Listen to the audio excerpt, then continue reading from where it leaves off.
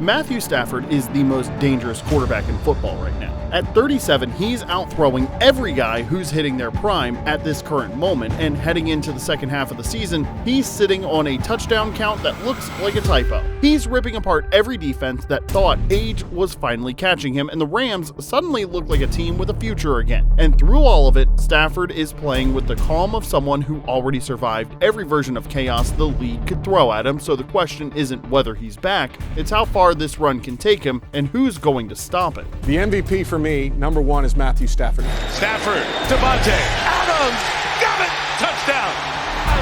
2-2 Atwell, the go-ahead score with 93 seconds left. These college kids might suck. You know what we know doesn't suck? Matthew Stafford. Through part one of the 2025 season, Stafford has been the most dangerous quarterback in football, not named Drake May. Every Sunday feels like another reminder that the arm everyone tried to retire still bends games to his will, and it starts with the heater he opened the season on. Houston couldn't rattle him, Tennessee couldn't touch him, and Indianapolis was the victim of his deep ball resurgence. Stafford with pressure coming late, looking for Nacua down the sideline, and Stafford drops it in. Stafford into the end zone. Devontae Adams! And when he walked into that overtime war with San Francisco in Week 5, he strutted out with 389 yards, 3 touchdowns, and a stadium of stunned faces that thought they had him figured out. Kansas State. Meanwhile, here's the pass, caught, touchdown, Kyron Williams. Now, yes, it was the Rams' second loss of the season, but then the avalanche hit. Baltimore got the bounce-back beating to the tune of 17-3. Jacksonville got the ruthless version, surrendering 5 touchdowns in 3 quarters with Stafford barely breaking a sweat, and New Orleans ran into the efficiency expert who completed 75% of his freaking passes. Oh, and the Niners, you know, that same team that tried to steal his season a month earlier, got the full-force revenge drubbing. 4 touchdowns and a 42-26 scoreline that felt as much like a visit to the woodshed as a win. Which is left, Kyron Williams waltzes right in. But it was the Week 11 slugfest with Seattle that might tell us all we need to know about how far the Rams can go this season. It was statistically Stafford's worst game of the year, and LA still managed to beat one of the hottest teams in the league in a crucial divisional matchup. And he still threw 2 touchdowns, including one in the fourth quarter that sealed the win. Parkinson at the 5 makes a Seahawk miss against his former team. Colby Parkinson puts it in the paint.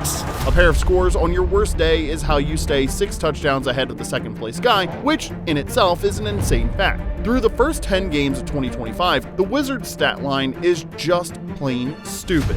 28 touchdowns, 2 picks, 8 wins, and 0 signs of slowing down. This is the MVP run that arguments are built on, and the league knows it. But Stafford, I want to see Stafford get MVP. You know, some people had certain opinions after we played the Rams, and I was like, bro, you're my favorite player. I don't give a fuck. I'll stand on that. It's having an MVP type of season. But here's the part that usually starts the conversation. Something's different about Stafford this year. Something in his mechanics, something in McVay's offense, and something in the way LA rebuilt around him on the fly. And every week, you can feel the same question building. The one nobody wants to say out loud too early. Is this a hot streak or the beginning of the best season of his career? Hit that like and subscribe button while we answer that and a ton more, because this MVP ride is just getting started. Now, before the league ever called him underrated, overpaid, washed up, revived, elite, or whatever label was trending that particular Sunday, Matthew Stafford was exactly what he is right now. A quarterback built to throw a football harder and cleaner than almost anyone who's ever lived. He came into the league as the first overall pick in 2009 with expectations stacked to the ceiling,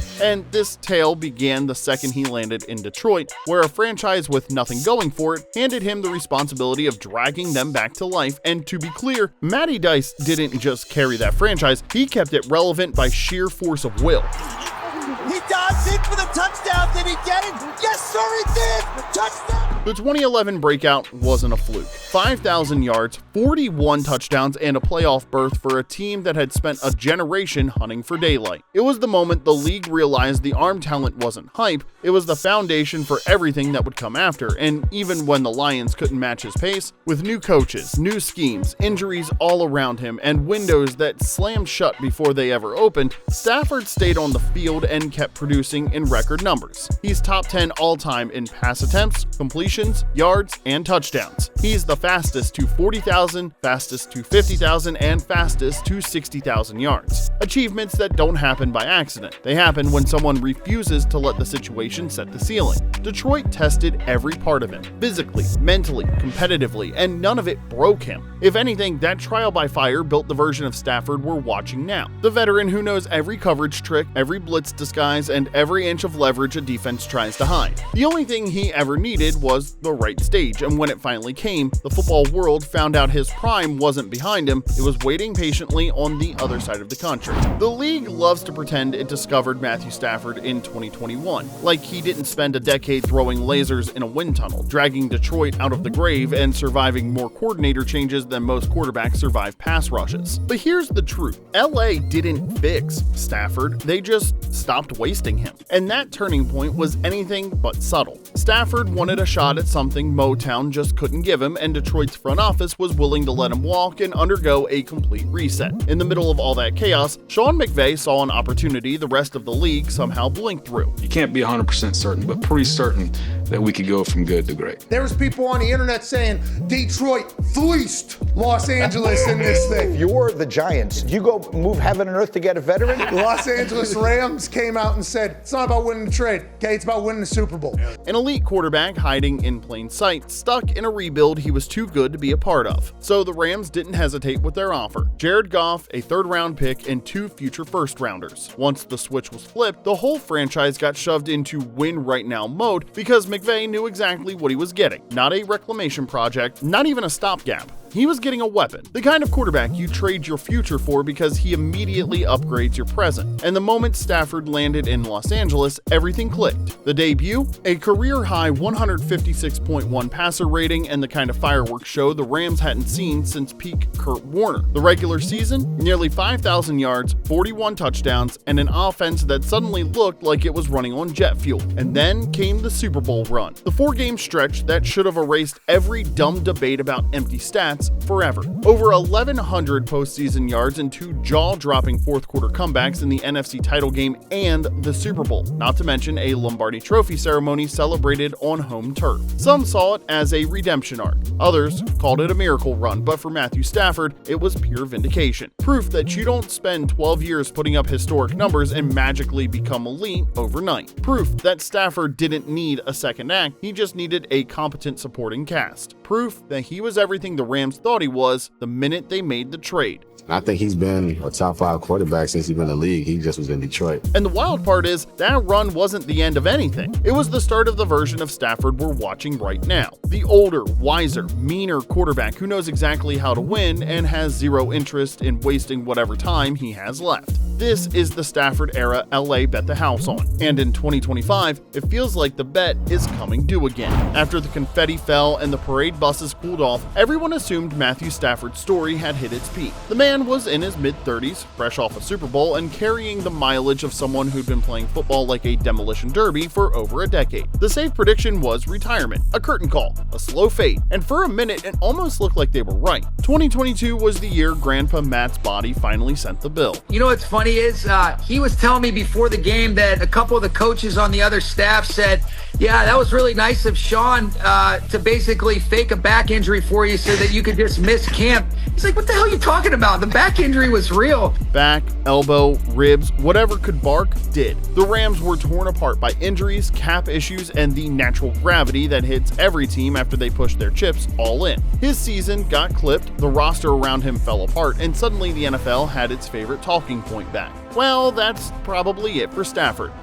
Not quite, because 2023 was the first sign that he wasn't ready to hand anyone his ending. With a roster full of kids who needed name tags in September, Stafford kept the Rams competitive anyway. The offense didn't look like 2021, but it looked alive. Then Puka Nacua showed up like a rabbit pulled from a hat and quite literally rewrote the record books. Whenever you need a big play, you always go to Puka. His chemistry with a quarterback old enough to be his dad was instant. The deep outs, the timing throws, the sideline placement all proved the old veteran still had it, and everyone watching could tell. Then came 2024, the year he didn't just prove he could still sling it, but that he could still get a team to January. Because let's be honest, Stafford managed a playoff berth with a roster that had no business moving that fast through a soft rebuild. But just when things were stabilizing, the rumor mill tried to pull him out of LA. Giants conversations, Raiders conversations, everybody wanted a look. That's how rare quarterbacks like this are. Even at 36, even with the mileage and the injuries, contenders and pretenders alike were lining up for a shot at getting their own version of Broncos Manning. But Stafford didn't chase anything. He restructured the deal and stayed put, closing the door on the noise and doubling down on the franchise that put him in a position to win it all again.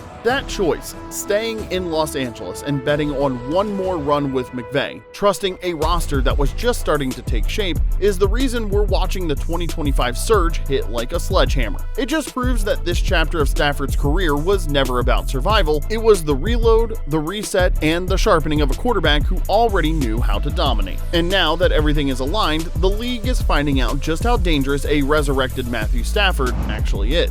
If the first half of the season felt like Matthew Stafford was playing with house money, it's only because the Rams rebuilt the perfect hand around him. 4th and 1, cuts it loose, end zone shot, got it! An absolute dance! This isn't some old guy finds one last spark garbage. This is a quarterback who's seen every coverage, survived every scheme shift, and learned every lesson the hard way, and now he's running an offense tuned exactly to the things he's still elite at. Sets the laces and drives one down the right sideline, hot by Nacua, touchdown LA! Let's start with the stat that should be illegal. At one point this season, Puka Nacua was on pace for 2,000 yards. 2 freaking thousand. Do you understand how insane that yardage rate is for any stretch, considering he's sharing targets with Davante Adams? Puka's cooled off a bit, though he's still 3rd in the league in receiving, but his quick start put something incredible in the spotlight. The top 2 all-time single-season yardage records are held by Calvin Johnson's 2012 in Detroit at 1,964 and Cooper Kupp's 2021 season in LA at 1,947. Matthew Stafford was the guy throwing to both of them. That's not luck, that's not a system, that's a quarterback who walks into Canton 5 years after retiring, whether he has 1 ring on his finger or 2. But we're getting ahead of ourselves, because here's the meat of why we're having the MVP discussion. The 2025 Rams offense fits Stafford like a custom suit. The protection is cleaner and the run game is elite, but it's finally functioning, which means defenses can't just tee off and pray. Blaine Stroud wrapped up, and he's flung down. The first sack of 25. McVay has trimmed the playbook fat and built a scheme that demands quick decisions, rhythm throws, and calculated aggression downfield. Exactly the kind of football Stafford has always played best. And you can see it in his numbers. The spike in touchdown rate, the microscopic interception percentage, the yards per attempt creeping into that don't try this at home territory. This isn't a hot streak at all. It's a system and quarterback hitting perfect synchronicity at the exact right time. Even the deep ball, the thing most quarterbacks lose first, looks as beautiful and clean as it did 10 years ago. At 37, with more miles on his arm than a cross-country semi, Matthew Stafford looks like a quarterback who found the next evolution of his game and the exact moment the Rams found the next evolution of their team. He's been able to make every throw. As long as he was in Detroit, didn't get a whole lot of credit for how really good he was, and you're seeing that now. And that's why the MVP talk isn't hype, it's common sense. I gotta tip my hat to Matthew Stafford, man. I definitely got a newfound respect for him. Because the Wizard's not just playing great football, he's playing the kind of football that changes an entire season. Every MVP run has a feeling to it, a current underneath the numbers that tells you you're watching more than production. You're watching a moment, a shift, a season where everything clicks so perfectly that it stops being about stats and starts being about meaning. That's what this Stafford year feels like. Because when you zoom out from the highlights, from the 25 touchdowns through 9 games, and from the 3 different blowouts he authored almost casually, you see the shape of something bigger. Something that isn't just about 2025, but about everything that led here. The funny part is how quickly people forget who he's always been. Stafford never fit the easy labels. He wasn't the league's poster boy. He wasn't a product of a system. He wasn't even the guy with a convenient narrative baked into his brand. He was the quarterback who kept showing up, kept throwing, kept dragging teams forward whether the world was watching or not. And now, the version everyone ignored is suddenly front and center. The veteran Detroit saw flashes of for years, finally surrounded by a roster that can keep pace with him. And so, here we are. Matthew Stafford, once again leading a contender, torching playoff caliber teams, and dragging the MVP conversation back into his orbit, while standing on the stage of something that could redefine how we talk about him forever. Because if this season keeps trending where it's trending, if the Rams keep winning, if Nacua hits the gas in the second half, and if Stafford keeps throwing touchdown after touchdown like he's trying to speed run the record book, then the big question stops being whether he's the MVP of 2025, becomes something a lot heavier. Are we watching a quarterback make the late career leap from champion to all-time great? Or do you agree with us that he is already there and just looking to put an exclamation point on a surefire Hall of Fame career? Drop your take in the comment section below, and if you're riding this run with us, make sure you're locked in by hitting that like and subscribe, because if Stafford keeps playing like this, we're all about to witness the culmination of one of the 10 greatest quarterback careers in league history.